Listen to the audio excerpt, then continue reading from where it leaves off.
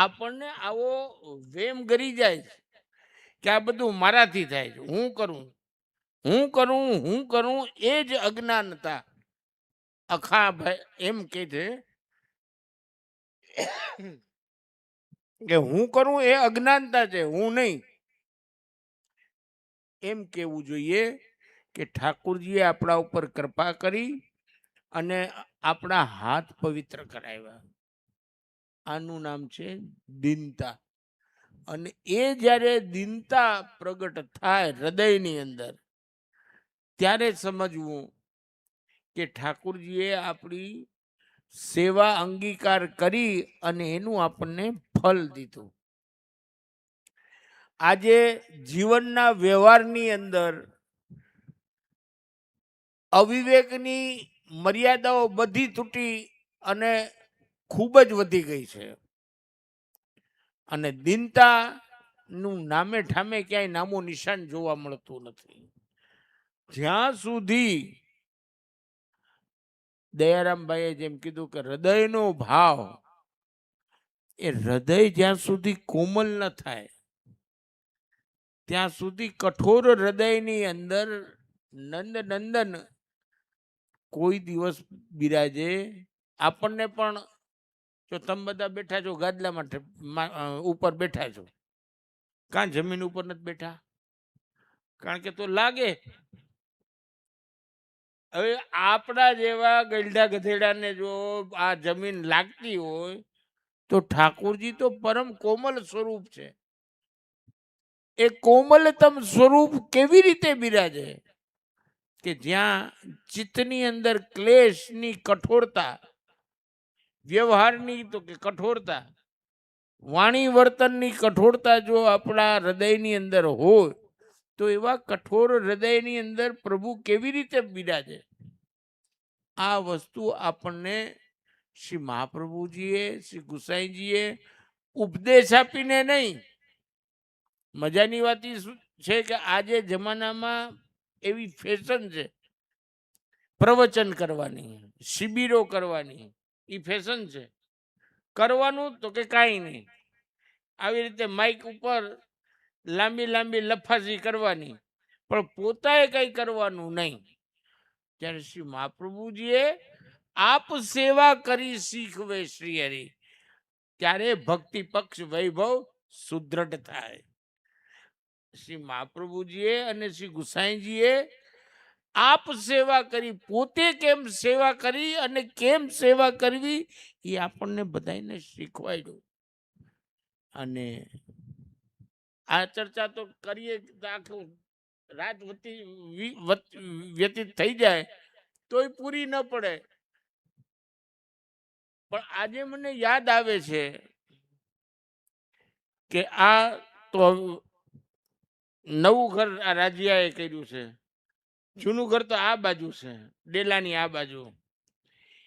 એ ડેલાની આ બાજુના ઘરની અંદર એમાં નળિયા હતા ને, એ નળિયાવાળા ઘરની અંદર સવારના પોરમાં ઉઠી કોઈ દિવસ આળસ છગન બાપાને આવી મેં જોઈ નથી. પછી એ પોરબંદરમાં હોય કે ભાદરામાં હોય કે કોઈ મનોરથની અંદર ગયા હોય ત્યારે સેવા કરવાનો ક્રમ હોય, છગન બાપાને ક્યારેય આળસ નથી આવી. એ નળિયાના ઘરની અંદર પણ અપરસ કરી, શિયાળો હોય, ઉનાળો હોય કે ચોમાસું હોય, અપરસ કરી અને જેવી રીતે જે બનતું, જેટલું બનતું, જ્યાં બનતું, એ પેલા ઠાકુરજીની સેવા પહોંચીને પછી લૌકિક વ્યવહારની અંદર સામેલ થતા. આ આજે આપણા બધાના જીવનમાંથી નાબૂદ થઈ રહ્યું છે.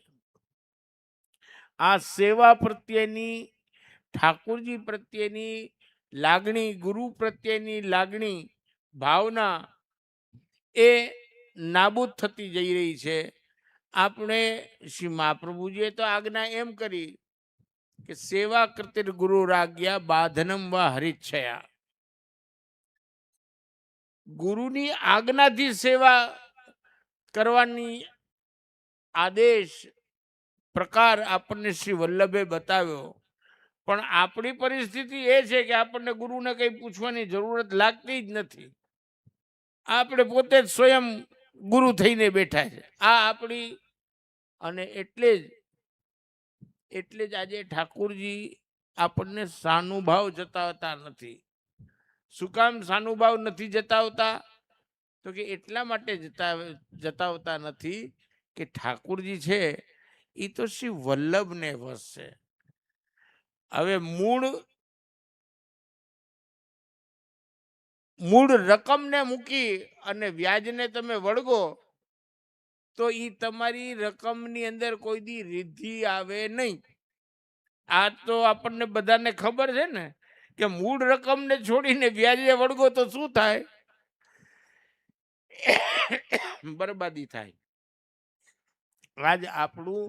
આજે સેવાની અંદર આપણને ભાવ નથી જાગૃત થતો કે સેવાની અંદર આપણને સાનુભાવ નથી થતો, એનું મૂળ કારણ છે. અને ખરેખર એ ભગવદીયના બાપ દીકરાના બંનેના પુણ્ય ચરિત્ર નું આ ફલ છે કે આવો અલૌકિક મનોરથનું આયોજન ભગવદ કૃપાથી થયું ને એમાં આટલો કાલે પણ એટલો આનંદ આવ્યો રાસમાં અને આજે પણ એટલો આનંદ આવ્યો. કેવી ઠાકોરજીની કૃપા છે. આજે ઘણા ટીકાકારો ટીકા કરતા હોય છે,